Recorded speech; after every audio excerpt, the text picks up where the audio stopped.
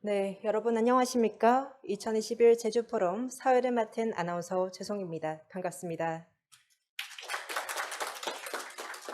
네, 지금부터 과학과 외교의 융합, 우리나라 과학기술 외교의 발전 방향 세션이 시작되겠습니다. 이번 세션의 좌장을 소개해 드리겠습니다. 김승환 교수님은 현재 포스텍 물리학과 교수로서 박태준 미래 전략연구소를 이끌고 계십니다. 1987년 미국 펜실베니아 대학교 물리학과 박사학위를 취득하신 후 코넬 대학교 수리과학 연구소 연구원, 프린스턴 고등연구소 연구원을 거쳐 1990년 포스텍에 부임하셨습니다. 한국물리학회 회장, 국가교육과학 기술자문회의 수석전문위원, 과시령 공동대표, 한국과학창의재단 이사장 등을 역임하셨습니다. 이 밖에도 아태이론 물리센터 사무총장, 소장, 아태물리학 연합회 평의원 회장으로 아시아 태평양 지역의 학술 교류뿐 아니라 세계과학기술자문관 네트워크 한국 대표, 과학기술 외교클럽 회장 등을 역임하면서 과학기술 외교의 인식 확산에도 노력하고 계십니다. 그럼 본 세션의 좌장이신 김승환 교수님께 마이크를 넘기도록 하겠습니다. 이번 세션의 좌장을 맡은 김승환입니다. 최근 이제 한미 정상회의와 G7 정상회의 연이어서 하는 이제 대한민국의 높아진 위상과 국격을 실감하는 계기가 되었습니다. 특히 이제 우리나라는 이제 과학기술과 첨단 산업 분야에서 비약적인 발전을 통해 가지고 이제 경제 발전과 이제 민주주의 발전을 동시에 성취한, 그래서 이제 선진국에 이제 진입을 하게 됐음을 느끼고 있습니다. 이제 정말 진정한 선도 국가로서 도약을 꿈꾸는 이 시점에서 우리가 과학기술과 외교가 이제 접목되는 이 초국경적인, 그리고 초융복합적인 그런 이슈는 우리의 외교 정책뿐만 아니라 가버넌스에 굉장히 큰 도전이 되고 있습니다. 특히 이제 우주와 또 인공지능, 또 ICT, 그리고 양자 컴퓨팅, 블록체인, 그리고 탄소 중립 등 이 첨단 과학기술을 포괄한 분야에서는 이 과학기술과 외교 역할은 세계적으로 더욱더 강조되는 추세입니다. 오전의 세션에서 반기문 전 유엔 사무총장께서도 21세기에 과학기술의 파워는 올타임 하이라고 말씀하셨습니다. 이 기후변화나 이 비전통 안보 같은 이런 이슈는 전통적인 가버넌스, 그리고 또 외교 절차를 넘어서가지고 이 과학기술 전반에 걸친 좀 깊은 이해와 전문성, 거기에 또 입각한 자문과 전략의 수립, 그 대응이 어느 때보다 중요하다고 할 수 있습니다. 특히 이제 과학기술 외교의 최전선에 서 있는 이제 외교부가 이 동세션을 통해 가지고 이 국내 주요 분야에서 국내 전문가들을 이제 모시고 함께 선진국 과학기술 외교의 전략적 트렌드를 살펴보고 향후 우리나라 과학기술 외교의 중장기 발전 방향을 모색해보는 그런 시간을 지금 가지고자 합니다. 우선 첫 번째 축사자로 이상민 의원님께서 참석해 주셨습니다. 정말 바쁜 국회 일정에서도 불구하고 제주 포럼 본행사에 참석해 정말 감사드리고요. 잠시 이제 이상민 의원님을 소개시켜 드리자면, 이상민 의원님은 5선의 중진 국회의원으로서 대전시 유성구에 지역구를 두고 계십니다. 이상민 의원님은 현재 국회 외교통일위원회 위원을 역임하시고 또 국회 4차 산업혁명 포럼의 공동대표를 맡고 계십니다. 특히 이제 최근에 이제 국내적으로 화두가 되고 있는 과학기술 외교와 4차 산업혁명 분야에서 매우 활발한 의정 활동을 하고 있습니다. 여러분, 이상민 의원님을 다시 큰 박수로 맞으십시오.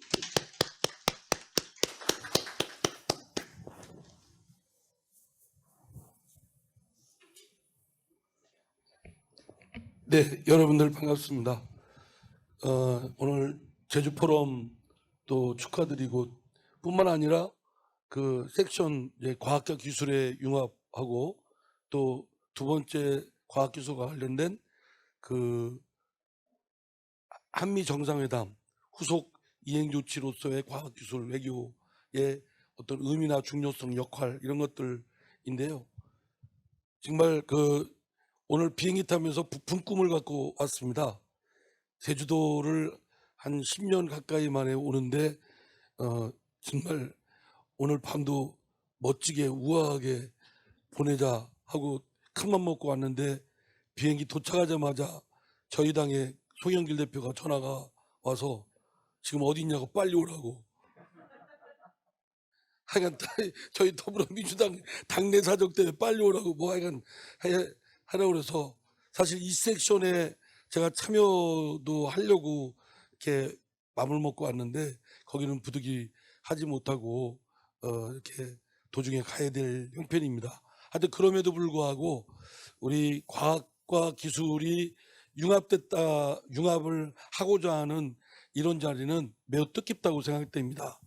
뭐 여러 이유가 있겠지만 우리 과학기술의 역량을 축적하고 발휘하는데도 글로벌적 리더십을 확보하고 네트워크를 굳혀야 되는 건 물론이지만 이미 대한민국은 다른 나라들이 부러워할 정도의 중견 국가로서 성장을 했고 그래서 이번 한미 정상회담에서도 드러났듯이 이제 인류적 우리 국내적 문제뿐만 아니라 인류적 이슈에 대해서도 적극 대응하고 수행해야 될 책무도 다시 한번 확인하게 되었습니다. 지금까지 한반도에만 갇혀있던 시각에서 이제는 전 인류적 문제에 한국이 적극 나서서 해야 되는데 그중에 그 이슈들은 다 뭐 바이러스든 에너지든 기후변화든 또 뭐 항공우주 탐험이든 하여튼 인류가 맞닥뜨리고 있는 과제와 현안들에 대한 이 근저에는 그 과학기술이 놓여 있지 않습니까? 그래서 특히 과학기술이 우리가 더 실력을 발휘해야 되겠다. 그러려면 그동안 대외적 그런 교섭력이나 외교 역량이 축적되어 있는 외교부와 또 주무부서인 과기정통부가 좀 잘 협업을 해야 되는데 문미호 원장님 잘 안 되는 것 같습니다. 그러니까 좀 과기부 우리 차관까지 하셨으니까요. 과기부 좀 외교부하고 이렇게 협업을 해서 이렇게 과학기술에 대해서는 맏형으로서 대외적인 그런 거는 외교부의 도움을 받고 또 상용하는 산자부도 받고 이렇게 하여튼 그래서 그런 리더십을 발휘하도록 해서 우리 과학기술 외교가 좀 잘 이렇게 확장되고 번창을 좀 했으면 좋겠습니다.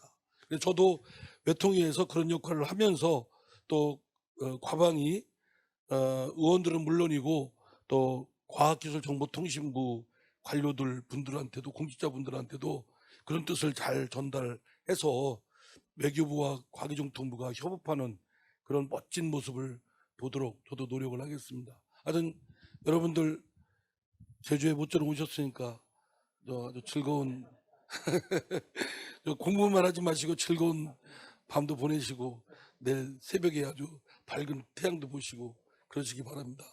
예, 감사합니다.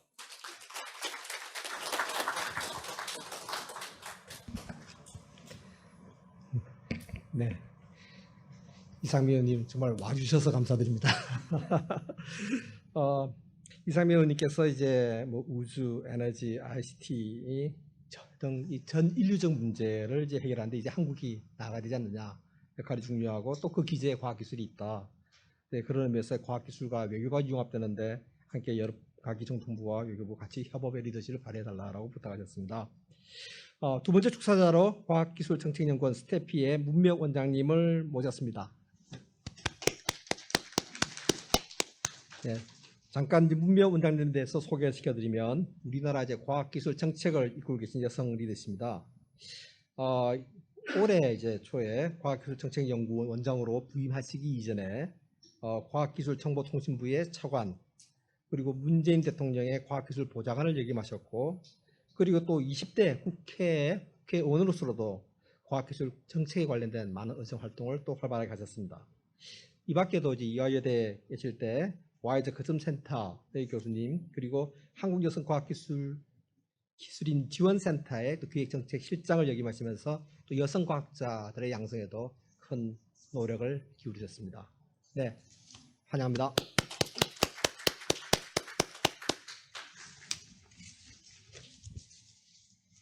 예, 안녕하십니까. 과학기술정책연구원 원장 문미옥입니다.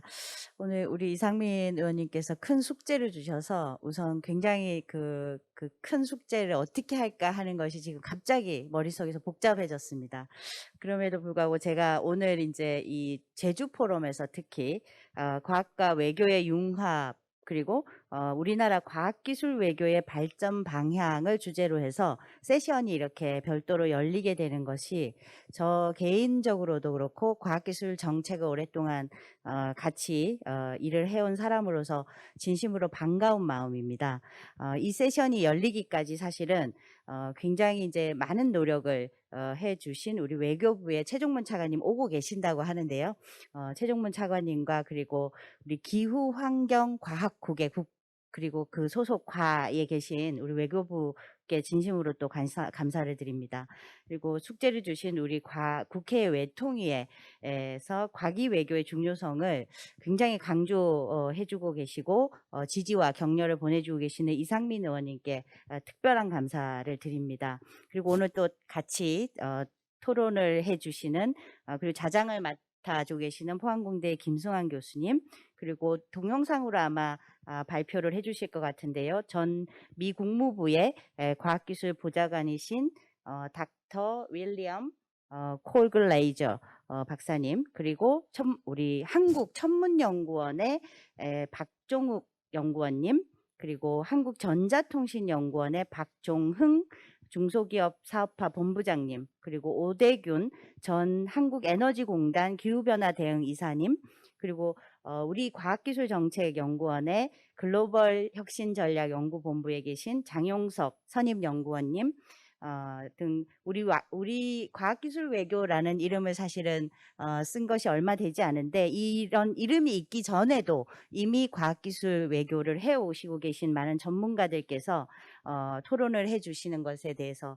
감사드립니다. 저는 사실 오늘 굉장히 기쁜 마음으로 왔는데 제가 과기정통부학과 차관을 했으니 책임을 져라 이렇게 말씀을 해주셨는데요. 제가 그래도 차관을 할 때 우리 외교부와 과기정통부가 사실상 제가 알기로는 처음으로 손을 맞잡았다고 합니다. 굉장히 어떻게 보면 별로 연결이 안 되는 그 두 부처라고 생각하실 수 있겠지만 두 부처가 처음으로 손을 잡고 2019년 10월에 혁신적 포용국가라는 국가 비전을 달성하기 위한 과학기술 외교 전략 방안을 최초로 같이 준비하고 관계장관회의에서 보고해서 공식적인 정책으로 채택하고 발표하였습니다. 이 전략 방안은 여러 가지 앞으로 우리가 그 기술 경쟁의 심화 그리고 신흥 안보 위협의 증대 이런 것들을 대응할 수 있는 외교 안보 전략과 함께 이제는 산업 그리고 경제가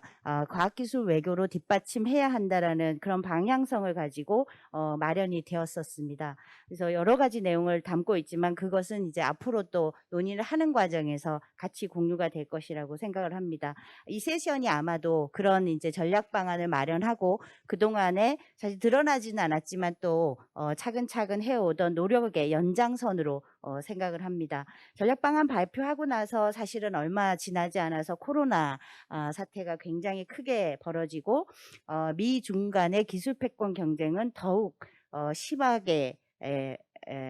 심화되었고 빠르고 강하게 또 우리에게 변화를 요구를 하고 있습니다.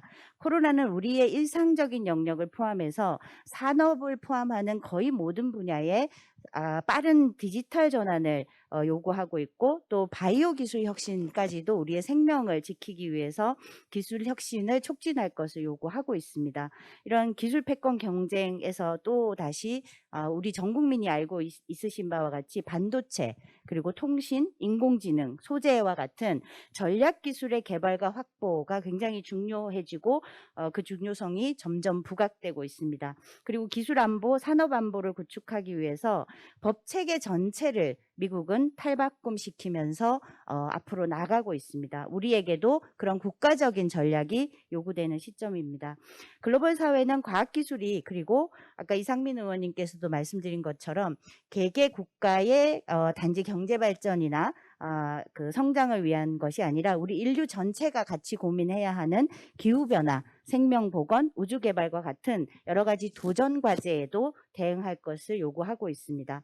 그리고 포용성, 복원력, 지속성과 같은 우리 사회경제 시스템을 건강하게 만드는 데도 이 기술이 중요하게 작용을 하고 있습니다. 그래서 혁신성장을 우리가 국가의 성장을 위해서 촉진함과 동시에 전 인류사회 안에서의 우리나라의 역할 등을 달성하는 데서도 과학기술이 이제는 핵심적인 역할을 해 나갈 수밖에 없다라는 상황이 되었습니다. 그래서 글로벌 사회가 그리고 이제는 예전보다 훨씬 더 또 촘촘하게 연결되고 또 복잡해지고 있습니다. 그런 가운데서 중요한 과학기술을 개발하고 활용하는 것이 그 한 국가의 노력만으로 모든 목적을 달성하는 것은 불가능해졌다라고 되어 있습니다. 그래서 국가 간의 연대와 협력이 필수적으로 요구되고 있고 과학 관련된 역량을 증진하는 것과 거의 같은 비중으로 국가 간의 연대 협력을 위한 외교적인 활동들이 결합될 수밖에 없는 그런 상황이 되었다라는 것입니다.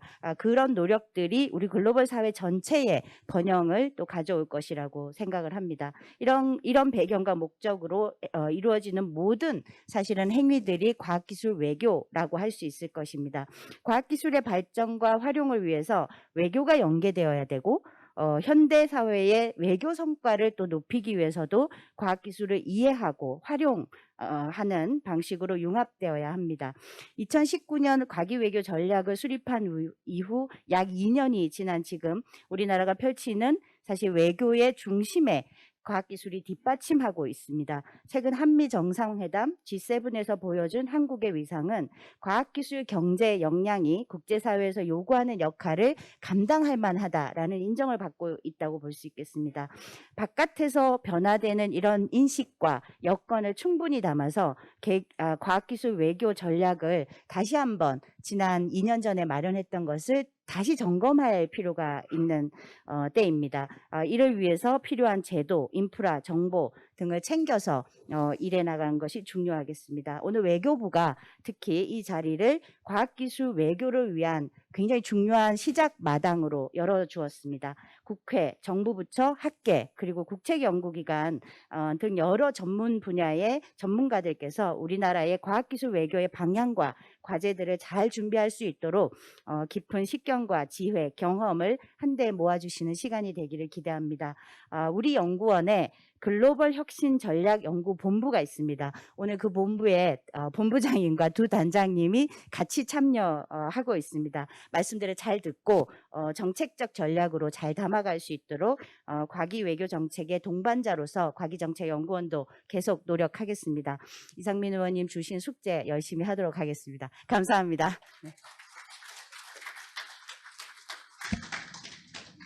네, 문미옥 원장님 감사합니다.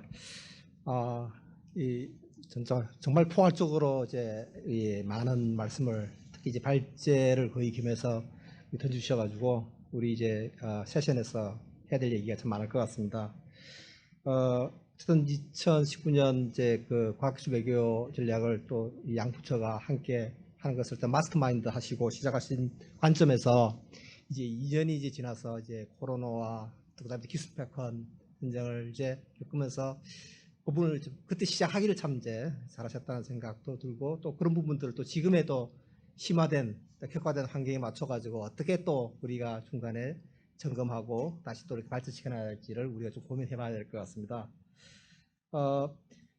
잠시 안내 말씀을 드리면 이제 우리 이상민 의원님께서 정말 바쁜 일정에 불구하고 이제 내려오셨는데 지금도 이제 많은 어떤 연락을 받고 계신 것 같습니다. 그래서 좀 일찍 이석을 하셔야 될 수가 있어서 간단하게 지금 브레이크를 하면서 공식 사진을 이제 오셨을 때 찍고서 그리고 이제 패널 토론을 이어서 시작하도록 하겠습니다. 네, 그럼 잠시 공식 사진을 찍는 브레이크를 갖겠습니다. 그 자리에 우리 오디언스는 그대로 계시면 되겠습니다. 저쪽 앞쪽으로. 네. 저희도 일어나야 되지 않겠습니까? 저처럼 일어나서 서시면은 가시면은 저희가 그 자리 정돈하는 동안에 제가 국회의원을 위한 변명을 하나 할까 합니다. 보통 이제 의원님들이 오셔서 행사에 인사하고 가시면 욕을 많이 한다고 해요. 근데 오늘 진짜 이상민 의원님 저녁까지 계시려고 계획하셨던 걸 제가 알고 있는데 국회의원이 나타나서 얼굴을 보이고 말씀을 하는 그것이 바로 국민들께 약속을 하는 일이기 때문에 많은 양해를 또 부탁을 드리겠습니다. 제가 오늘 그 논의됐던 내용은 잘 정리해서 보고하도록 하겠습니다.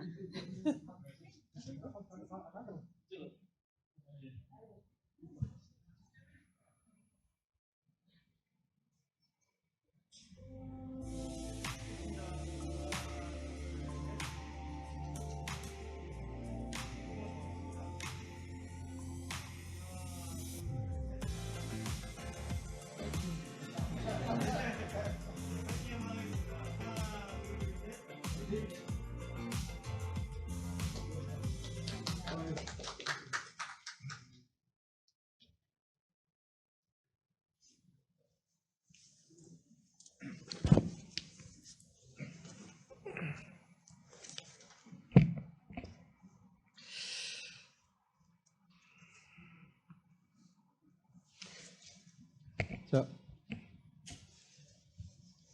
네. 그럼 지금부터 이제 토론을 진행하도록 하겠습니다. 우선 이제 본 세션의 토론자분들을 이제 짧게 소개시켜 드리겠습니다. 좀 더 자세한 내용은 이제 프로그램을 참조하시면 되겠습니다. 첫 번째 토론자로 이제 이 윌리엄 콜글리지어 박사님께서 미국의 현지에서 화상으로 지금 참여하고 계십니다. 콜글리지어 박사님 say hello 하시기가 좀 힘드시겠지만 say hello. Yes. 콜글리지어 박사님은 이제 미국 분야 유엔에서 맹활약하고 계시는 저명한 과학기술 외교 전문가이십니다. 미국 국무부에 이제 전에 과학기술 보좌관을 4대 보좌관을 역임하셨고 또 유엔 사무총장이 지명한 지속가능한 발전 목표 SDG라고 그러죠. 과학기술 혁신 STI 자문그룹의 공동의장을 역임하셨습니다. 현재 미국 과학기술진흥협회 AAAS의 수석연구원이자 세계적 저널인 사이언스 디플로머시의 편집장으로 활동하고 계십니다. 두 번째는 우주 분야의 이제 패널 토론자로 한국천문연구원의 박종욱 책임연구원님을 모셨습니다. 박종욱 박사님은 30년간 활동해온 우주과학 분야의 국제협력의 전문가십니다. 2011년부터 우주과학위원회 코스파라고 하죠. 한국위원회에서 한국 대표로 활동하셨고 또 2020년에는 위원장으로 선출돼서 우주과학 분야의 국제기구를 이끌고 계십니다. 그리고 ICT 분야의 우리나라 대표, 이 정부 출연 연구기관의 한국전자통신연구원 애트리라고 하죠. 박종흥 중소기업사업화 본부장님께서 참석하셨습니다. 박종흥 박사님께서는 이제 애트리에서 이제 뭐 지난 30년 동안 수많은 R&D 사업을 관리하셨고, 그리고 기술 이전, 특히 스타트업, 또 중소기업 지적재산권 관리, 또 ICT 공동연구들을 주관하는 또 중소기업화 사업화 본부를 총괄하고 계십니다. 그리고 또 통신위성 개발 연구에도 관여하셨습니다. 그리고 탄소 중립 분야의 이제 토론자로 한국에너지공단의 오대균 전 기후변화 대응 이사님께서 참석하셨습니다. 오대균 박사님께서는 이제 이 한국에너지공단에서 기후대책실장뿐만 아니라 조금 전에 말씀드린 기후변화 대응 이사를 역임하셨고, 특히 이제 유엔 기후변화 당사국 총회 UNFCCC라고 하죠. 그게 CDM 프로세스를 감독하는 집행이사회 아시아 그룹 대표로 활동하시는 등 기후변화 관련해서는 국내 최고 전문가이십니다. 마지막 토론자로 과학기술정책연구원의 장영석 선임연구원님을 모셨습니다. 장영석 박사님은 2020년 11월부터 OECD 경제협력개발기구라고 하죠. 과학기술 정책 논의 장인 과학기술정책위원회 CSTP의 의장으로 이렇게 활동하고 계신 과학외교정책의 전문가이십니다. 그리고 뭐 OECD뿐만 아니라 뭐 APEC, 월드뱅크, IDB 국제기구에도 과학기술정책 자문을 제공하고 있으면서 특히 STI의 정책 관련 국제저널인 STI Policy DB의 편집장도 맡고 있습니다. 자, 오늘 그 세션의 이제 패널 토론 주제는 과학기술과 외교의 융합, 두 분의 축사자께서 말씀하셨듯이 입니다. 특히 이제 그 주요 분야인 우주, 뭐 ICT, 기후변화와 또 탄소 중립의 이슈를 포함해서 전반적인 과학기술 외교 정책 측면에서 이 선진국의 과학기술 외교 추진 현황과 또 향후 전망도 또 공유하고, 그리고 또 우리나라 중장기 과학기술 외교 전략이 이 변화되는 빨라지는 물살에 맞춰서 또 우리가 또 이루는 성과에 돌아보며 그러면서 어떤지 시사점과 보완 방향이 있을 수 있는지에 대해서도 좀 자유롭게 의견을 나누는 시간이 됐으면 합니다. 토론이 끝난 후에는 이제 질의응답 시간을 가질 예정입니다. 패널 토론 순서는 우선 이제 화상으로 연결되어 있는 빌 콜글레제 박사님 그리고 박종욱 박사님, 그리고 오대균 박사님, 그리고 장영수 박사님 순으로 진행하겠습니다. 빌 콜글레제 박사님 부탁드리겠습니다.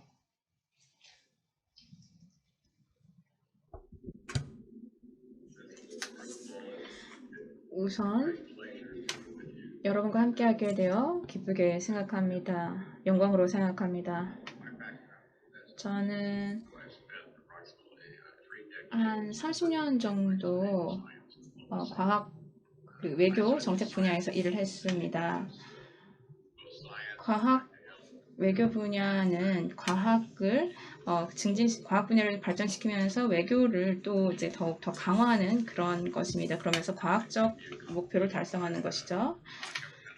그래서 많은 정부 기관 그리고 정부 기관 내 어떤 부 이런 기관과 과학 분야의 그런 기관들이 서로 협력을 할 수 있습니다.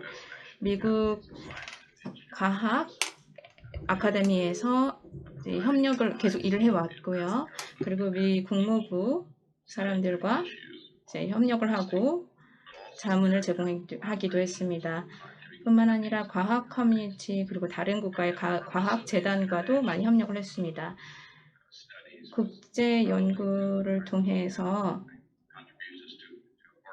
중요한 문제에 기여를 했을 뿐 아니라 양 국가 간에 그리고 미국에서도 과학재단이나 과학학회에 있어서 중요한 자문을 제공하기도 했습니다. 다른 국가에도요.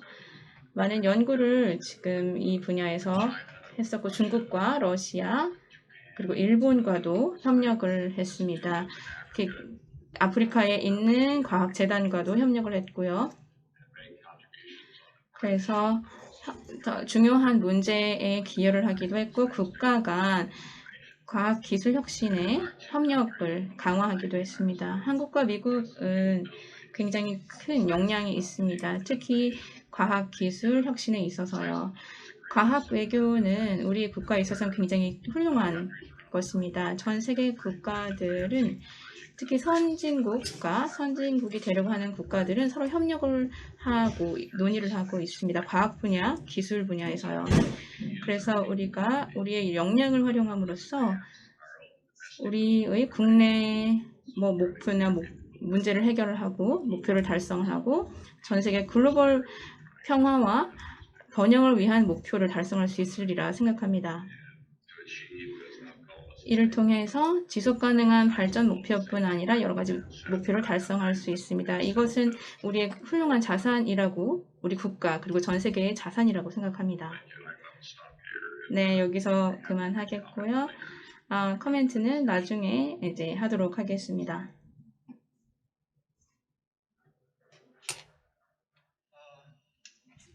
이 박사님께서 짧은 리마크에서 본인이 이제 이 과학기술계 그리고 사이언스 디플로머시 서클에서 이제 활동하신 이력을 소개하시고 그리고 또 미국이 이 사이언스 디플로머시라는 그러한 자산을 어떻게 이제 국익뿐만 아니라 글로벌 목표를 달성했을 때 활용하는가에 대해서 어제 짧게 멘트를 해주셨습니다.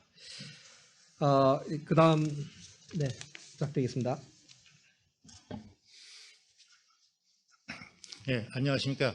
한국 우주연구위원회 위원장을 맡고 있는 천문연 우주과학본부 박종국입니다. 앞서 이상민 국회의원님과 문미혁 스태프 원장님이 언급하셨듯이 최근 우리나라는 G7 정상회담 참석과 한미 정상회담을 통해서 전 세계적인 화두인 백신, 탄소 중립, 반도체 그리고 IT 기술 등 과학기술 분야에서 괄목할 만한 성과를 거뒀습니다. 특히 지난 5월 개최된 한미 정상회담을 통해 우리나라 우주 개발에 있어서 매우 의미 있는 외교적 성과들이 도출된 바 있습니다. 네, 언론에 보도된 바와 같이 한미 간의 그 미사일 협정으로 알려진 발사체 사거리 제한이 이제 해제됨에 따라 우리나라의 국방, 안보, 그리고 우주 개발에 있어서 새로운 전기를 맞이하게 됐습니다. 이와 함께 한국형 위성확보 시스템 구축에 필수적인 미국의 협력을 이끌어냈고, 그리고 아폴로의 쌍둥이 여동생 이름인 아르테미스 이름이 붙은 미국 주도의 유인 달 탐사 프로그램이 공식적으로 한국이 참여할 수 있는 기회를 얻게 되었습니다. 여러분도 잘 아시겠지만 우리나라는 우주 선진국에서 한 30-40년 정도 뒤늦은 1992년도에 우리별 1호의 발사를 기점으로 우주 분야의 개발에 착수하게 되었습니다. 지난 30년 동안 과기부를 비롯해서 정부 부처 그리고 산학령 관계자들의 부단한 노력을 통해서 다양한 분야에서 우수한 성과들을 도출하였습니다. 국가 우주개발 예산을 살펴봤을 때도 지속적으로 예산이 증가하여 현재 10위권에 이르고 있어서 우주 선진국 진입에 바로 직전 문턱에 지금 도달해 있다고 생각합니다. 올해 하반기 발사 예정인 한국형 발사체, 그리고 내년 8월 발사 예정인 달 탐사 등을 포함해서 다양한 임무의 위성 미션들이 현재 진행 중이거나 또는 계획 중에 있습니다. 조만간 위성확보 시스템 분야, 그리고 유인 탐사 분야까지 우리나라의 우주개발 포트폴리오가 확장되면서 우주개발 전 분야를 다루게 될 것이고, 머지않은 장래에 국가 우주개발 예산이 1조 원 클럽에 가입하게 될 것입니다. 이러한 상황을 살펴볼 때 우리나라가 가까운 미래 명실상부한 우주 선진국에 진입할 것이 확실되고 있습니다. 이러한 우주개발 전환기를 맞아 우리나라 우주 관련 외교 정책의 방향도 일정 부분 변화를 모색할 필요가 있다고 생각됩니다. 그동안 우리나라는 우주개발 후발주자로서 우리나라 우주개발에 필요한 기술 확보, 그리고 역량 강화를 위한 외교 정책에 방점을 찍고 있었습니다만, 이제 우주 선진국 진입과 함께 우주 분야의 과학기술이 국가 외교의 훌륭한 지렛대로 활용될 수 있는 시기가 빠르게 다가오리라 판단됩니다. 최근 우주 관련 과학기술의 급속한 발전과 이를 토대로 한 민간 기업의 우주개발 참여라는 뉴스페이스 시대를 맞아서 그동안 기술적, 경제적, 인적 장벽에 의해 우주개발에 참여하지 못했던 많은 국가들이 경쟁적으로 우주개발에 참여하고 있습니다. 특히 아랍에미레이트, 인도네시아, 베트남 등 아시아 지역 국가들의 활발한 우주개발 참여가 눈에 띄는 대목입니다. 타 분야 마찬가지로 우주 경우에 다양한 형태의 국제기구, 그다음에 다자간 협력 체계, 그리고 국제협력 프로그램을 통해서 우주 분야에서의 국제적 위상 제고와 주도권 선점에 노력하고 있으며, 가까운 일본의 경우에도 아시아 태평양 우주기구 포럼 등을 통해서 지역 내 우주개발 선도국가로서의 위상 제고와 역내 주도권 확보를 위해 국제협력에 힘쓰고 있습니다. 우리나라도 우주 선진국 기집에 발맞춰서 UN, APEC 등 우주 분야 아이템들을 다루는 다자간 협력체에 주도적으로 지속적인 참여가 필요하고요. 기존 구축된 우주 선진국과의 협력 체계를 좀 더 공고히 하는 한편, 아시아 지역, 특히 동남아시아 그리고 서남아시아 국가들과의 양자 협력에 관심을 가지고 적극적으로 대응하는 방향으로 우주 분야 외교 정책이 발전해 나가야 된다고 생각합니다. 물론 우주 선진국과 후발국 상관없이 상호 호혜적인 입장에서 우주 분야가 우리나라의 과학기술을 위한 외교, 그다음에 외교를 위한 과학기술에 기여할 수 있도록 우주과학기술의 연구개발 그리고 우주외교의 역량 강화가 전제되어야 할 것입니다.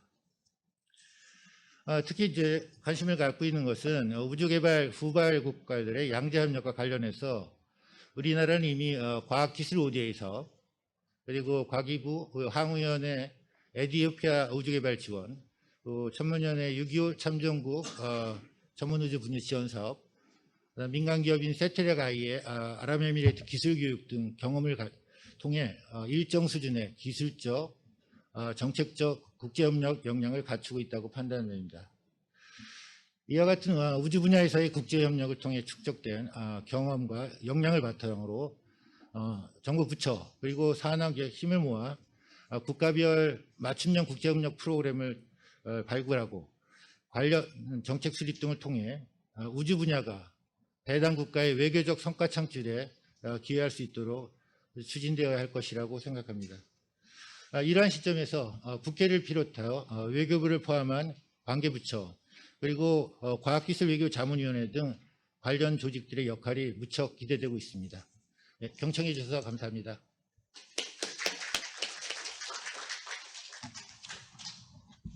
네, 박종호 선생 감사합니다.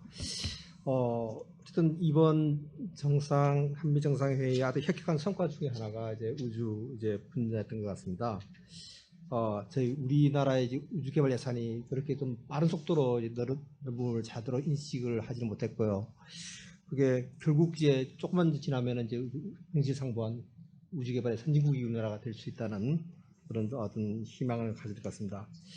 이런 스페이스 에이지에 이제 정말 이제 경쟁과 또 협력을 통해 가지고서 어떻게 이제 우리나라의 우주 분야에서 또 이제 과학 기술이 또 이제 외교에 기여하고 또 외교 과학 기술 발전에 기여할 수 있는지 정말 이제 그런 데 기대가 많이 됩니다.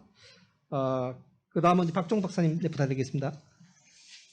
예, 반갑습니다. 저는 에트리에서 온 박종이고요. 에트리는 지금 요즘 뜨거운 기술이죠. AI 분야 기술, 그다음에 반도체 기술, 그다음에 양자통신 이런 기술 개발하고 있습니다. 또 요즘 어제도 발표됐지만 6G 분야 통신 기술에 대해서 미국과 이제 중장기적으로 협력하기로 했다고 하는데 그 중에 이제 기술 개발 분야는 상당 부분 에트리가 기여하지 않을까 이렇게 생각이 됩니다. 이렇게 기술 개발뿐만 아니라 개발된 기술을 우리 국내 기업이라든가 국외 기업에 해외 기업에 이전하면서 또 기술 협력을 하고 있고요. 그다음에 스타트업 육성, 글로벌 협력 활동 등을 수행을 하고 있습니다. 글로벌 협력 활동은 뭐 간단히 말씀드리면 첨단 기술에 대해서는 선진국들하고 공동 연구 형태로 수행을 하고 있고요. 그다음에 개발도상국이나 저개발 국가들과는 이제 국제기구를 통한 여러 가지 프로그램을 같이 수행하면서 우리가 갖고 있는 기술 공유 또는 날리지 쉐어링 프로그램 같은 걸 하면서 협력 활동을 하고 있습니다. 제가 작년 통계를 보니까 아마 한 17개 국가에 50여 개 프로젝트를 수행하는 걸로 알고 있습니다. 오늘 저는 과학기술 외교의 중요성이라든가 뭐 이런 건 이제 이미 앞에서 큰 거대 담론, 큰 틀에서 얘기를 해주셨기 때문에 그런 얘기 저는 생각을 하고요. 좀 지속 가능한 외교 차원에서 제가 현장에서 기술 개발을 하면서 또 저희가 개발한 기술을 가지고 국제 활동을 하면서 느낀 좀 한계점, 현장에서 느낀 애로사항, 또 그걸 어떻게 하면 풀 수 있는가 이런 고민을 하면서 한 가지 작지만 실천 가능한 제안을 좀 해볼까 합니다. 오늘 뭐 의사 결정을 하실 분들이 많이 오셨기 때문에 제 제안이 좀 그럴듯하면 앞으로 받아들여지지 않을까라는 생각이 듭니다. 예, 제목을 제가 한번 먼저 정해봤는데요. 이러면 어떨까 합니다. 전략적 외교를 위한 과학기술 수요 발굴 체계를 만들자 이겁니다. 전략적 외교를 위한 과학기술 수요 발굴 체계를 만들자 이건데 얘기는 이렇습니다. 우리나라가 이제 과학기술 기반으로 급속하게 성장됐다는 건 이미 잘 알려진 사실이고 정보통신 분야의 강국이라는 것도 잘 알려졌기 때문에 민간 채널이든 외교 채널이든 과학기술 협력 활동 요구를 많이 받고 있습니다. 저도 그런 걸 많이 받고 있고요. 그다음에 제가 일일이 거론하지 않아도 이제 글로벌 아젠다, 글로벌 과학기술 아젠다를 살펴보면 우리나라에서 역할을 할 게 상당히 많이 늘어났습니다. 그 또한 역시 기술 수요의 그 하나의 소스라고 보고 있고요. 점차 늘어나는 수요는 많은데 요거를 체계적으로 관리하는 거는 지금 현재 좀 약하지 않나 생각이 됩니다. 근데 왜 그걸 관리를 해야 되냐면 그게 이제 쭉 누적이 되고 그 중에 부분적으로는 이제 우선순위를 좀 결정을 해서 또 우리나라에 그 R&D 자금들이 많이 있는데 가용 자원이 확보가 된다 그러면 우선순위에 맞게끔 그 기술들을 하나씩 후속 작업을 개발한 다음에 다시 그 결과물들을 외교의 수단으로 사용할 수 있지 않나. 그런 선순환 구조를 만들면은 아마 우리나라의 외교 전략 중에 전략으로서 크게 값어치가 있지 않나 생각이 됩니다. 그래서 그 첫 단추로 시작할 수 있는 부분이 여러 과학기술 분야, 외교 차원에서 발생되는 수요를 종합적으로 모으고 관리하는 그 발굴 체계를 만들자 이런 뜻입니다. 제가 이제 한 10여 건의 이제 글로벌 기술 협력 사업을 수행을 했었습니다. 그러니까 소위 말하는 파일럿을 구축한다든가 현지에 또는 피저빌리티 스터디를 한다든가 이런 걸 구축해 봤는데 공통적으로 나오는 문제점은 이겁니다. 시범 사업을 하면 시범 사업으로 그 사업이 끝나버립니다. 부속 사업으로 연결되지 않습니다. 물론 일부 사례는 있다고는 하지만 제가 보기엔 많지가 않고요. 그러다 보니 이제 기술 개발에 필요한 파일럿들은 그 사업이 끝나면 심지어는 이제 무용지물이 되고 애물단지로 전락하는 경우가 있습니다. 근데 그럴 수밖에 없는 게 아시다시피 국제사회에서 어떤 지원이 끝나면 개발도상국가나 저개발국가에서는 그걸 후속 사업을 자체적으로 만들기가 어렵습니다. 그리고 또 우리가 도너 컨트리라고 하죠. 기술 공여 국가에서 또 그게 빠지면은 더 이상 진행도 안 되고요. 그런 상태에서 또 1, 2년 있다 보면은 그 나라에는, 그러니까 수혜 국가에는 또 다른 도너 컨트리가 와서 새로운 계획을 수립을 합니다. 그러니까 계속 그 나라들은 계획만 수립을 하고 있습니다. 그래서 계획은 엄청나게 잘 만들어 놨습니다. 제가 가서 보더라도 우리나라보다 또 계획은 훨씬 더 잘 만들어져 있는데 문제는 실행 능력이 없다는 겁니다.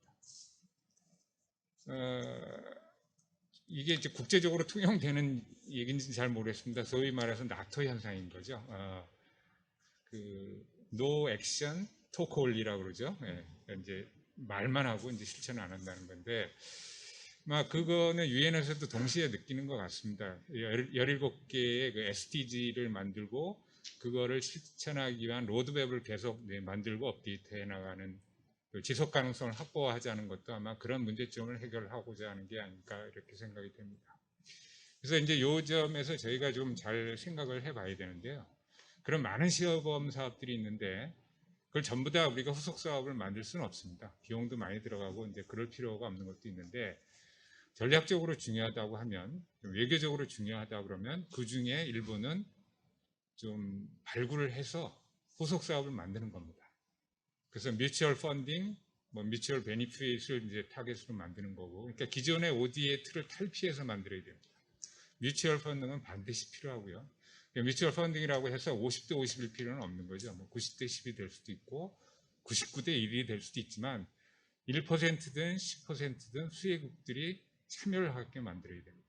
그래서 기술적으로 사업을 기술 개발을 완료를 하고 사업까지 이어지면 이게 이제 아마 신뢰성 높은 외교 활동에 아마 큰 도움이 되지 않을까 이런 생각이 됩니다. 그래서 다시 한번 그런 수요 발굴 체제를 만들면 새로운 전략으로 수립되지 않을까 이런 생각이 들고요. 사실 우리나라도 그런 과정을 통해서 지금까지 지난 50년 동안 성장한 거 아닌가 이렇게 생각이 됩니다. 그래서 이제 과학기술 외교의 가버넌스가 이제 점차 정착이 되고 있는 것 같은데 어느 정도 정착이 되면 그런 의제를 한번 논의를 해봐 주셨으면 합니다. 그리고 마지막으로 또 개인적인 욕심은 이제 이런 과학기술 외교가 어떤 의제 발굴이나 전략 발굴, 정책 발굴 이 정도에서 끝나는 게 아니라 거의 이어져서 실질적인 기술 개발까지 이어지는 그런 모습을 보기를 바라고 있습니다. 이상입니다. 감사합니다. 네, 감사합니다. 박사님께서는 이제 지속 가능한 이제 외교 차원에서 특히 현장에서 이제 본인이 기술 개발부터 글로벌 협력을 하시면서 느낀 점, 그래서 이제 과학기술 수요, 특히 ICT나 AI, 첨단 AI 분야까지 굉장히 많은데 그런 부분에 이제 수요 관리를 이제 하는 부분에서 이제 어려움이 이제 결국 이제 국제 협력이 계속 갈 수 있도록 뭐 다양한 형태의 제언을 이제 해주신 것 같습니다. 특히 그것이 나토로 끝나지 않도록. 예, 알겠습니다. 그 다음은 이제 그 오대 김 박사님께 부탁드리겠습니다. 네, 안녕하세요. 얼마 전에 한국에너지공단 기후대응이사를 이제 자리를 끝내고요. 이제 좀 잠시 쉬고 있긴 합니다. 제가 탄소 중립에 관해서 이제 말씀을 좀 드리도록 되어 있는데요. 사실 탄소 중립은 아시는 것처럼 어떤 특정한 기술 분야라고 할 수는 없습니다. 목표인 거죠. 그런데 아마 과학기술이라는 측면에서 볼 때 전 세계가 한 가지 목표를 동일하게 만든 최초의 케이스인가 아닐까 싶습니다. 모든 나라가 다 2050년까지는 탄소 중립을 하자. 목표가 동일하죠. 그러니까 그만큼 이제 기술의 역할도 중요하지만 같이 협력을 해야 된다는 측면에서 같은 목표를 향해서 같이 가야 된다는 측면에서 외교의 역할이 다른 어떤 분야보다 중요하다 이렇게 말씀을 드릴 수 있고요. 사실 탄소 중립은 기후변화에서 출발했고요. 기후변화라는 과학적 사실은 이제 과학적 연구를 통해서 나왔고 그 다음에 그걸 바탕으로 해서 기후변화 협약이라는 걸 만들었습니다. 기후변화 협약은 외교의 분야고요. 그리고 그 문제를 푸는 문제는 앞으로 탄소 중립을 실현하는 데는 기술이 해결을 해야 한다라는 거죠. 그러면 실제로 이제 과학이 제기한 문제를 외교로 틀을 만들어 놓고 실제로는 기술적 그 개발과 적용을 통해서 이 문제를 국제사회가 같이 달성을 해야 되는 측면. 그러니까 기후변화라는 것 자체가 과학과 기술이 외교랑 붙어 있어야 한다는 걸 의미하는 겁니다. 이 자체가. 그리고 이미 기후변화 협약 안에 기술의 개발과 이전이라는 것이 국제사회에서 이루어져야 한다는 것이 명문화되어 있고요. 그 사이에서 이제 어떤 역할을 할 것인가를 정의하는 게 매우 중요한데 제가 처음 일을 시작했을 때, 제 일을 시작했을 때 R&D 관리를 했었습니다. 그때 이제 기술을 연구 개발하는 게 목표가 아니었고요. 기술을 어떻게 우리가 가질 수 있느냐가 목표였고요. 그래서 이제 논의한 결과 훔쳐오는 게 제일 싸다. 그 다음 공동 연구가 싸고 그 다음 마지막 방법이 혼자 R&D 하는 거라는 거죠. 예. 그런데 훔쳐올 수는 없으니까 이젠 기술은 국제 공동 연구를 통해서 하는 것들이 나 혼자 자체 개발하는 것보다 훨씬 더 용이하고 도달하기 좋다라는 측면에서 이미 기후변화나 에너지 측면에서 보면 예전에 IPH 수소 경제를 위한 파트너십이라든가 또는 아테 파트너십, AP6 또 최근에 미션 이노베이션처럼 전부 다 기술 공급이 가능한 나라들끼리 전략적 제휴를 통해서 다자간의 공동 연구를 끌고 가고 있습니다. 그런 측면에 이제 예전에 독자적인 연구 개발보다는 훨씬 그런 측면의 방법론이 강화되고 있고 그걸 활용하는 것들이 전체적으로 좋다라는 생각이 좀 들고요. 그 분야를 강화하는 게 필요한데 사실 제가 일을 시작하고 첫 출장을 국제에너지기구로 출장을 가면서 IEA, APEC, 아테 파트너십 이런 데 전부 다 우리나라 대표로 이렇게 참석을 했었습니다. 그 얘기는 너무 사람이 적다. 뭐 이런 과기 외교라는 게 말이 생기기 전에 처음 그런 일을 시작하게 됐지만 제가 너무 이런저런 일에 다 끼어 있었다는 얘기는 다양한 더 많은 능력을 가진 분들이 외교라는 수단을 통해서 과학기술의 역량을 펼칠 수 있는 그런 플랫폼이 너무 적었다라는 생각이 들어서 이제 좀 전에 그 에티의 박 박사님께서 기술 수요 발굴이라는 측면을 이제 체계적으로 필요하다고 하셨지만 인력을 어떻게 관리할 것인가도 붙여줘야 된다라는 생각이 듭니다. 그리고 아직도 과학기술자들이 밖에 나가서 이런 외교적인 역할 같은 것들을 하는 것에 관한 아무런 메리트 없습니다.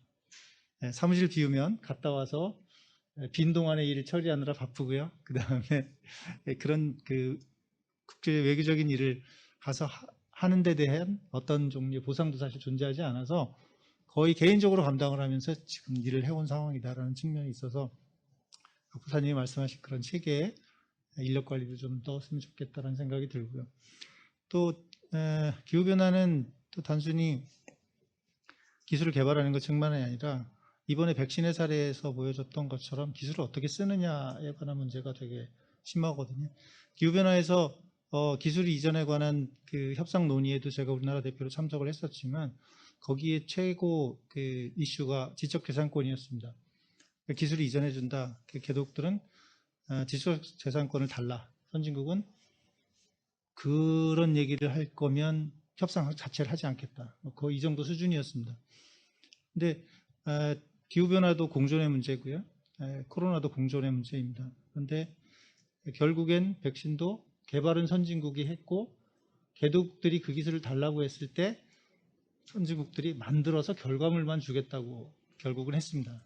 결국 지적재산권은 못 주겠다는 것까지 갔거든요.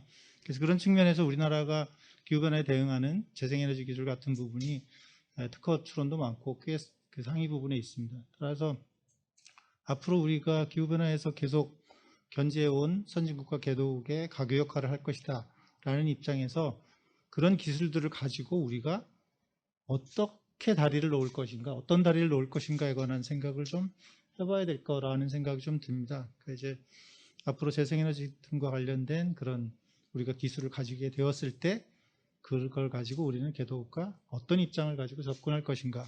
사실 이 문제는 뭐 제가 이 자리에서 답을 드릴 수도 없고 앞으로도 많은 논의가 필요하겠지만 향후 우리가 가야 할 것에 관한 핵심적인 논의사항이 되지 않을까 그런 생각이 또 들고요. 또 탄소 중립은 단순히 기후변화는 온실가스 배출량을 줄이는 것뿐만 아니라 기후가 변화하면 어떻게 적응해서 살 것인가에 관한 기술도 사실 연계되어 있습니다. 서로 상부적인 관계가 있기 때문에 그랬을 때는 누구랑 협력할 것이냐 뭐 이런 측면도 있고요. 그런 측면에서 보면 기후변화의 피해가 한반도에 같이 오게 되면 사실 남이나 북이나 같이 한반도에 사는 입장에서 피해를 공유하게 될 수밖에 없고 그렇다고 치면 이제 단순히 기술을 가지게 되고 쓰는 문제뿐만 아니라 누구랑 좀 할 것이냐라는 측면에서 기후변화라는 게 직접적인 그 환경 피해로 올 때 좀 인접 국가들과의 그 협력이 필요하다. 특히 남북 간의 협력 관계는 매우 필요하고 기후 같은 문제는 공존을 할 수밖에 없는 이런 그 문제로서 이제 접근을 해야 된다라는 측면으로 한반도의 탄소 중립화 같은 이런 주제를 가지고 접근하는 그런 것들이 좀 필요하지 않을까라는 생각이 듭니다. 뭐 좀 전에도 말씀드렸지만 결론적으로는 기후변화라는 것들이 이렇게 이루어져 오는데 엄청 큰 역할을 한 것이 IPCC입니다. 수천 명의 과학자들이 모여서 근거를 제공하고 이제 이런 전 세계가 같은 목표를 가는데 기반을 마련했습니다. 근데 돌이켜보면 그 안에 포함되어 있는 한국인의 수가 너무 적었다라는 생각이 들거든요. 그런 측면에서 보면 이제 그냥 수요 발굴뿐만 아니라 인력 관리 그리고 그분들이 어떻게 지속적으로 이런 일을 하게 할 것인가라는 것을 어떻게 지원해 주느냐가 향후 과기 외교의 중요한 그런 문제가 될 거다 이렇게 말씀을 좀 드리고 싶습니다. 감사합니다. 네, 어정근 박사님 감사합니다. 뭐 탄소 중립과 기후 변화의 이슈는 어쨌든 이 모든 나라가 다 우리가 다 모든 사람들이 다 모든 스테이크홀더들이 함께 해야 되는 이제 이슈라고 말씀하시면서 어쨌든 그런 과정에서 사람이 적다 전문가와 인력의 문제를 드셨습니다. 아까 수요의 문제와 함께 인력의 문제는 우리가 논해야 될 주제가 될 것 같습니다. 마지막으로 이렇게 장영석 박사님께서 토론해 주시죠. 네, 감사합니다. 제일 마지막에 하게 되면은 항상 고민이 앞에 좋은 얘기 다 나와버려가지고 할 말이 없습니다. 이상민 의원님, 원장님, 그리고 또 패널 여러분들께서 중요한 얘기를 다 하셔가지고 제가 사실은 크게 할 말은 없습니다만은 이 과학기술, 이 세신이 지금 과학과 외교의 융합입니다. 그래서 여기에 초점을 맞춰가지고 이걸 어떻게 해야 될 것인가 하는 측면에서 몇 가지만 말씀을 드리겠습니다. 먼저 외교라는 것은 사실은 외국과의 관계를 다루는 겁니다. 이 다룰 때 경쟁도 해야 되고 협력도 해야 됩니다. 그래서 경쟁을 할 때 또 협력을 해야 될 때 다양한 수단을 동원을 하게 되죠. 정통적인 외교에 있어서는 군사력이라든가 경제력이라든가 하는 그런 것들을 활용을 했지만 점점 더 현대사회가 발전하게 되면서 과학기술의 중요성이 점점 더 커지고 있습니다. 그런 측면에서 과학과 외교가 더욱 가까워져야 한다. 그런 측면에서 과학과 외교가 융합이 돼야 되고 이것이 현 시점에서 굉장히 시의적절한 것이다. 그리고 더욱더 강조가 돼야 된다 하는 그런 측면을 말씀을 드리고요. 그런 측면에서 보면은 과학기술 외교라는 것도 그 디렉셔널리티에서 한번 생각해 볼 필요가 있을 것 같습니다. 뭔가 하면은 과학기술 외교로 그러면은 보통 협력을 떠올려요. 근데 협력 이전에 국가 이익이 먼저 들어갑니다. 이거는 부정할 수 없는 사실입니다. 그리고 국가 이익이 바탕이 된 상황 하에서 협력이 이루어지는, 그러니까 결국은 과학기술 외교라는 것도 결국은 국가 이익 여기에 초점이 맞춰진다. 이거는 부정할 수 없는 겁니다. 그럼에도 불구하고 우리가 다른 국가들과 협력을 해야 되는 이유는 글로벌 도전과제들이 지금 나타나고 있다는 겁니다. 지금 많은 분들이 이야기를 하셨습니다만은 기후변화가 대표적이죠. 우주, 이머징 테크놀로지 모든 게 있습니다. 이거는 한 국가가 다루어서는 이익을 볼 수가 없습니다. 협력을 해야만 자기 이익을 챙길 수가 있는 그런 상황이 되어버린 겁니다.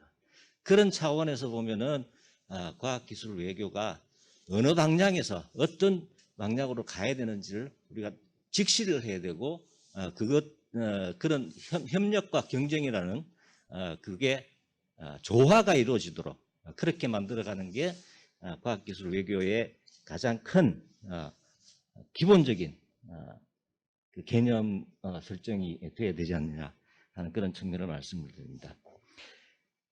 또 하나는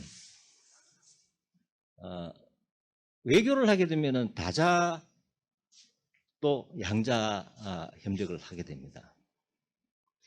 여기서 저는 멀티내셔널리즘, 그러니까 다자 협력의 중요성을 한번 더 말씀을 드리고자 합니다. 물론 큰 국가들이 이렇게 협력을 한다거나 안 그러면 작은 국가들이 협력을 한다거나 하는 그런 양자 협력이 있을 수가 있습니다만은 다자 협력이라는 게 더욱더 절실해집니다. 지금 아까도 말씀드렸습니다만은 글로벌 도전 과제들, 글로벌 챌린지들이 지금 나타나고 있고 이거는 모든 국가들이 참여하지 않으면은 이룰 수 없는 그런 도전 과제들이기 때문에 과학기술 외교에서 다자 협력을 통한 협력 이게 좀 더 강화돼야 되지만 그 중에서 하나가 뭔가 하면 아까 한 편을 껴서 말씀하셨습니다마는 ODA라는, 그러니까 지금 글로벌 격차가 굉장히 커지고 있습니다. 모두가 같이 가야 되는데 뒤떨어진 그리고 후진국들이 그대로 내버려 두면은 같이 갈 수가 없습니다. 그래서 이런 과학기술 외교에서 후진국 개도국들이 어떻게 하면 과학기술 역량, 커패시티를 이룩할 수 있도록 축적해 나갈 수 있도록 그렇게 도와주는가, 이게 굉장히 중요한 포인트가 될 것 같습니다. 그래서 그런 측면에서 보면은 우리가 그냥 단순히 MDG 때처럼 단순히 도와준다는 측면에서 뛰어넘어서 커패시티 빌딩을 어떻게 할 것인가에 우리가 좀 더 초점을 두고 다자 협력을 통한 협력을 강화해 나가야 되겠다. 그런 측면에서 한 2년 전입니다. 2년 전에 저희 서울에서 CSTP하고 OECD의 DAC하고 같이 모여가지고 한번 논의한 적이 있습니다. ODA에 많은 국가들이 ODA를 활용을 하고 있는데 여기에 과학기술에 좀 더 많은 지원이 갈 수 있도록 어떻게 할 수 있을 것인가 그걸 논의를 했었는데 지금도 그때 그 서울 포럼이죠. 포럼을 계기로 해가지고 다학과 CSTP가 굉장히 큰 상당히 밀접한 그런 인터랙션을 하고 있다. 그런 말씀을 드리고요.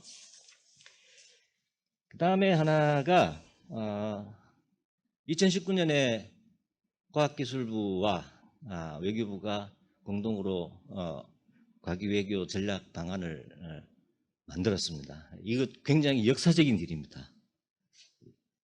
두 부처가 같이 이렇게 만든 거는 굉장히 큰 걸음이다라는 그런 평가를 드릴 수가 있을 것 같고요.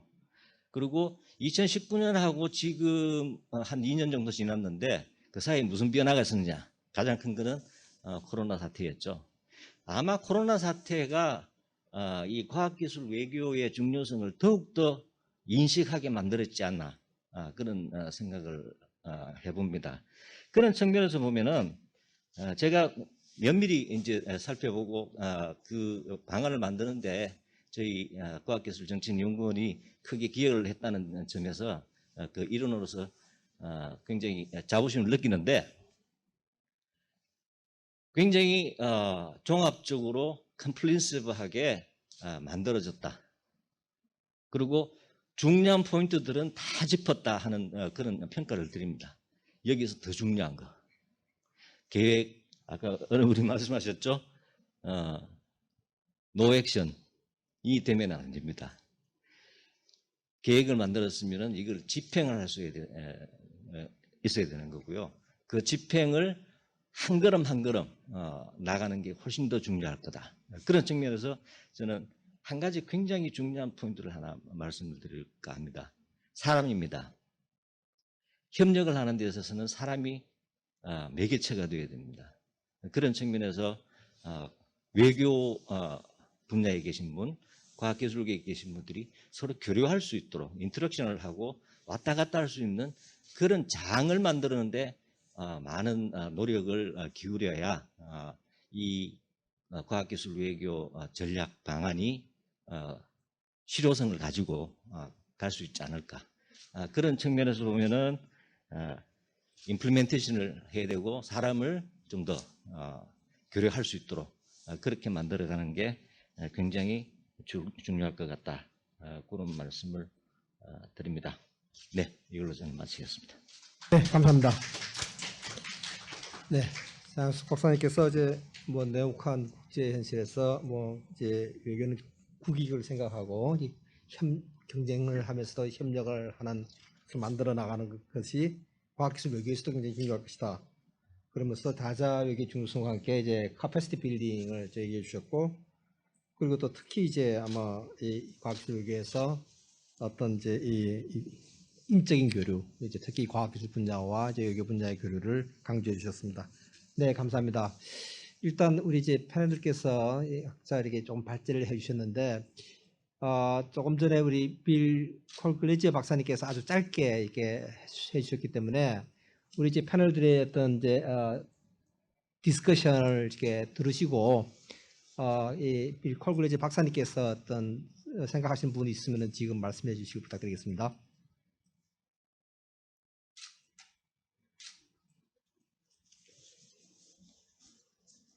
Yes, thank you very much. 네, 정말 감사드립니다. 발표를 통해서 많이 배웠습니다. 다 굉장히 한국의 역량 강화가 과학기술 분야에서 정말 놀랍습니다. 이미 이거를 활용하고 있죠. 이 역량을 특히 외교 분야에서요. 국내에서도 그렇고 전 세계적으로도 그렇고요. 많은 국가들과 협력을 하고 있죠. 다양한 말을 할 수 있을 것 같은데요. 몇 가지를 조금 말씀을 드리면 저의 관점에서 말씀을 드리고 싶자면 우주 개발 관련해서는 외교와 연결에 있어서 더욱 더 중요해지는 분야가 될 거라고 생각합니다. 협력이 강화되고 있고 그 우주의 개발에 있어 경쟁이 심화되고 있죠. 그래서 우주기술 외교가 더욱더 중요해질 것이라고 생각합니다. 우주 분야에 있어서 AI, 디지털 기술 이런 기술들은 전 세계가 이러한 계속 신흥 기술에 대한 우려를 하고 있는 것도 사실입니다. 물론 기회도 있긴 하지만 많은 도전 과제를 야기하고 있기도 합니다.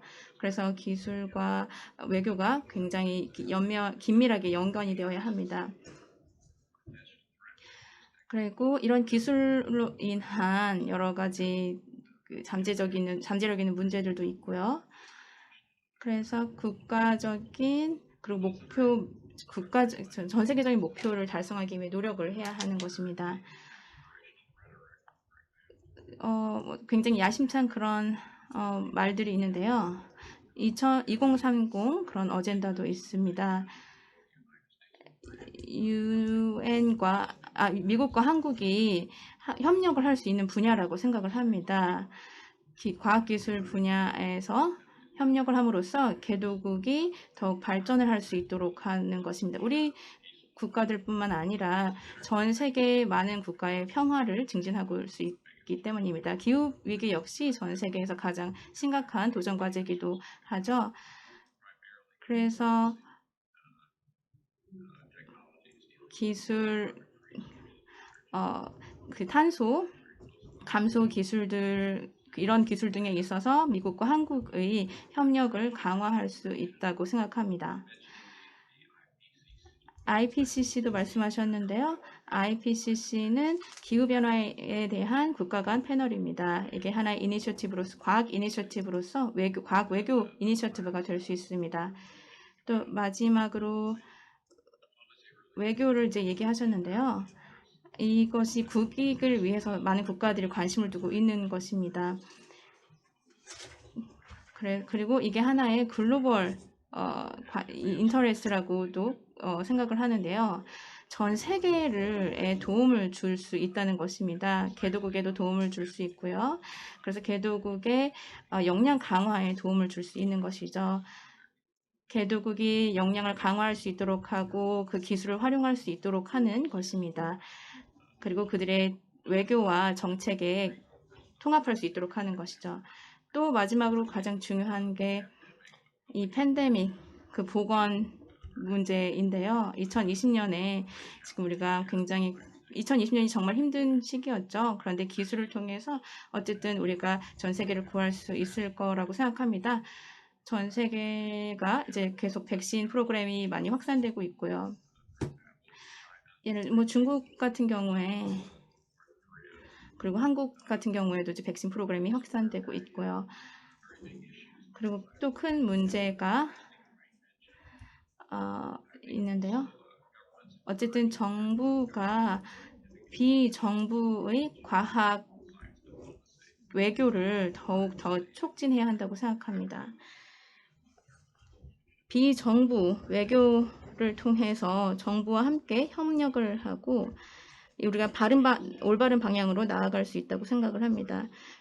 한미 정상회담, 문재인 대통령과 바이든 대통령의 정상회담을 통해서 많은 이슈들을 다루었는데요.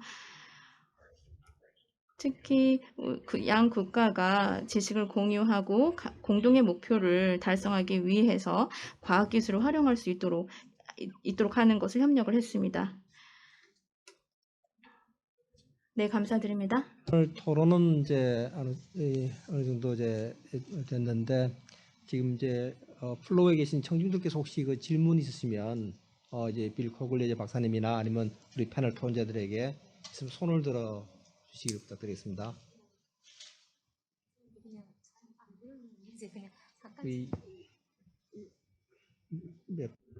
서로 질문 있으면은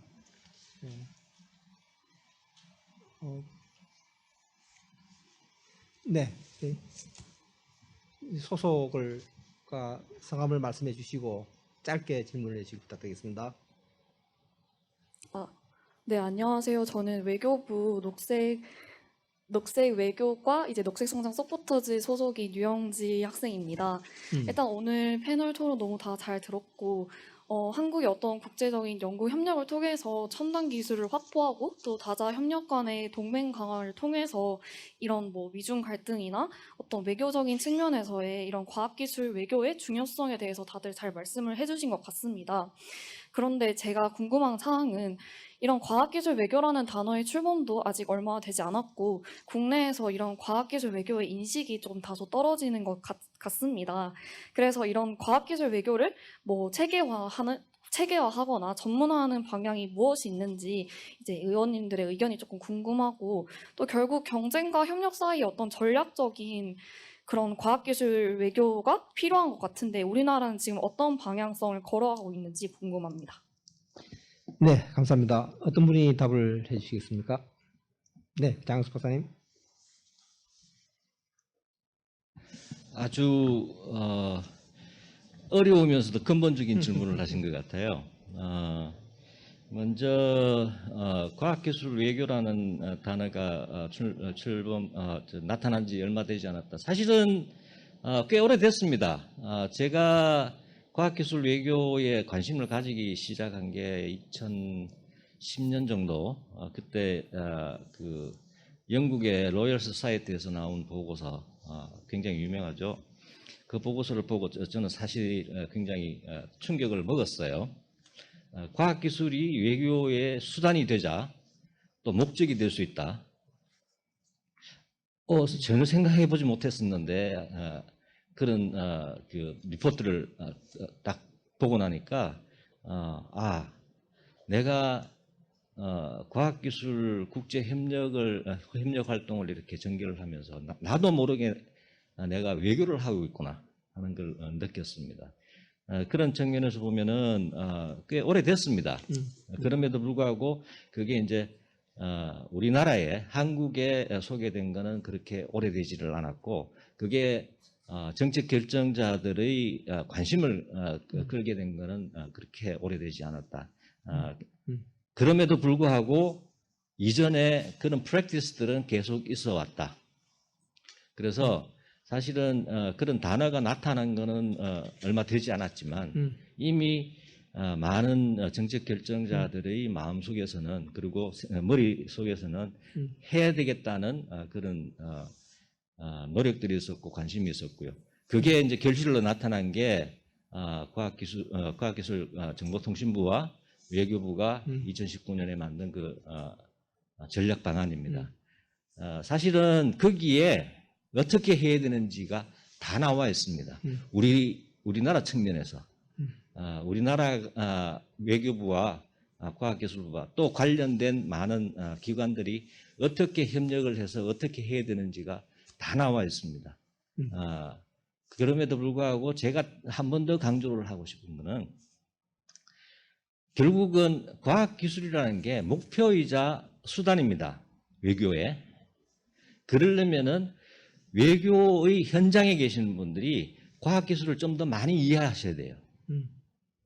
그런 측면에서 가장 먼저 중점을 두고 추진을 해야 되는 게 외교부에 계신 분들이 과학기술의 의미 그리고 이 과학기술이 어떤 이슈를 지금 만들어내고 그게 국가 이익과 또 글로벌 공생에 어떤 중요성을 가지는지를 이해하시는 게 제일 먼저 급선무가 될 것 같고요.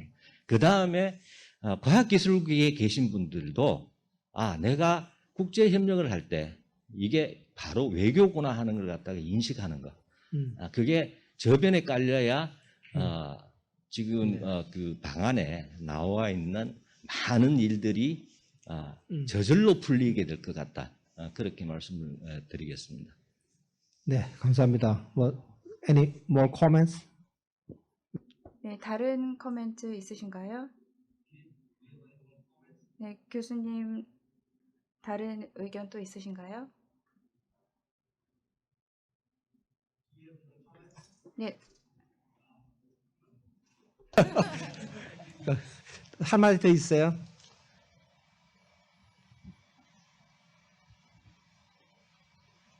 오케이. So summary. miscommunication. 네, 그럼 또 다른 질문 혹시 있습니까? 질문 하나 정도는 더 받을 수가 있을 것 같은데. I'm happy to make. 네, 제가 아주 간단하게 말씀드리도록 하겠습니다. 저도 마지막 그 토론자분께서 말씀하신 것에 동의합니다. 과학기술의 경우에 과학기술을 하나의 도구로 활용해서 우리의 외교적인 목표를 달성할 수 있다라는 것이고, 중요한 것은 과학기술계에 있는 분들과 외교계에 있는 분들이 서로에 대해서 더 배워야 한다라는 것이죠. 미국에서도 과학기술 전문성을 가진 사람들과 미국에서 이제 외교 전문가들이 약 3년 동안 제가 그분들한테 이제 자문을 제공을 하고 있고요. 제가 미국 국무부에 자문을 제공을 하고 있는데요. 그래서 저희 미국의 이제 관련 정부 부처에서도 외교 전문가들이 과학기술 전문성에 대해서 좀 더 배우고 알아가고 있습니다. 이것이 상호 호혜적인 것이라고 생각을 하고요. 지난 10여 년 동안 상황을 보면은 이제 외교를 하는 분들이 댐스템이라고 하는 네트워크가 있습니다. 그래서 외교관들을 위한 과학기술 자문 네트워크가 있는데요. 이런 것들이 또 형성이 되어 있습니다. 그래서 한국의 외교관들도 조금 더 적극적으로 이러한 공식적으로 과학기술에 대해서 좀 더 배우고 그에 대해 자문을 받을 수 있는 네트워크를 강화하면 좋을 것 같습니다.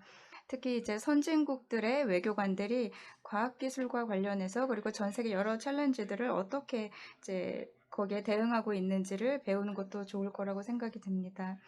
그리고 한국의 과학기술 외교를 위해서 또 한국과 미국이 좀 더 긴밀하게 협력을 해서 이 두 국가들이 가지고 있는 잠재력과 그런 그 자질들을 함께 활용해서 결실을 이룰 수 있다고 생각합니다.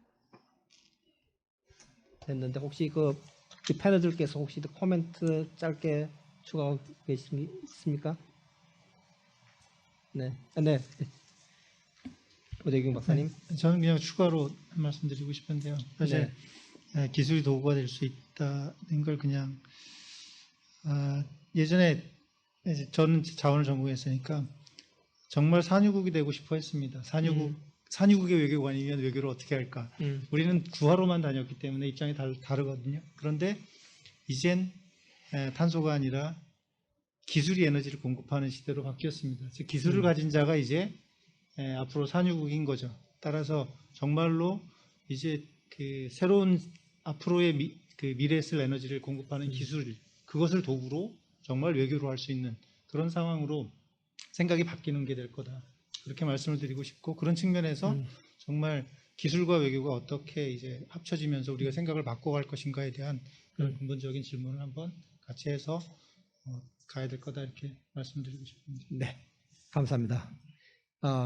네, 이제 좀 마무리해야 될 것 같습니다.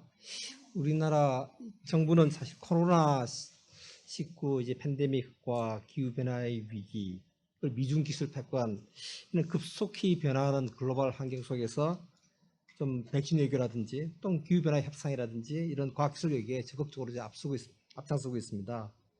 아까 이제 스태피의 이제 문명 원장님께서 말씀하신 대로 2019년에는 또 외교부와 과기정통부가 공동으로 과학기술 외교 전략을 수립해가지고 또 이런 과학기술 외교 활동을 체계적으로 종합적으로 추진하고 있기도 하고요. 2년이 지난 이 시점에서 다시 이런 부분을 리뷰하고 이행력을 높이는 부분들이 필요할 것 같습니다. 외교부는 아마 12개 부서가 아마 과학기술 외교 전략을 이행하고 있다고 알고 있고요. 특히 또 41개 해외 공간이 이제 과학기술 거점 공간으로 지정해가지고 뭐 과학기술 외교의 허브로서 여러 이제 과학기술 관련 이슈에도 전략적으로 대응을 하고 있는 것 같습니다. 이런 부분들이 이제 지속 가능한 국가 발전이란 틀뿐만 아니라 국제사회와 이제 글로벌 이슈를 함께 이제 해결해 나가는 그런 형태의 이제 과학기술 외교를 추진하고 있다고 알고 있습니다. 특히 이제 오늘 오후에 이제 외교부가 과학기술 외교 자문위원회 출범식을 가질 예정으로 알고 있습니다. 오늘 모신 전문가분들하고 함께 우주 또는 AI, ICT, 데이터, 기후변화, 정책 그런 분야에서 과학기술 외교를 좀 더 체계적으로 이렇게 선제로 대응할 계획을 가지고 있습니다. 자, 이런 측면에서 이제 앞으로도 이제 온라인, 오프라인에 참여하시는 여러분들, 이 과학기술과 외교의 융합, 과학기술 외교에 대해서 더욱더 많은 관심을 부탁드리도록 하겠습니다. 오늘 세신에 참여해주신 발표자님들, 그리고 토론자분들, 그리고 이 참석해주신 이제 이 원장님과 국장님, 그리고 이상민 의원님, 그리고 저 온라인 참석해주신 모든 분들께 진심으로 감사드립니다. 이것으로 이제 과학기술과 외교의 융합, 우리나라 과학기술 외교의 발전 방향에 대한 세션을 모두 마치도록 하겠습니다. 네, 감사합니다. 네, 다시 한번 무대 위 좌장 발표자 토론자께 큰 박수 부탁드립니다. 네, 외교부 과학기술 외교 출범식에 참석하실 분들은 호텔 로비 앞으로 3시까지 이동 부탁드립니다. 감사합니다.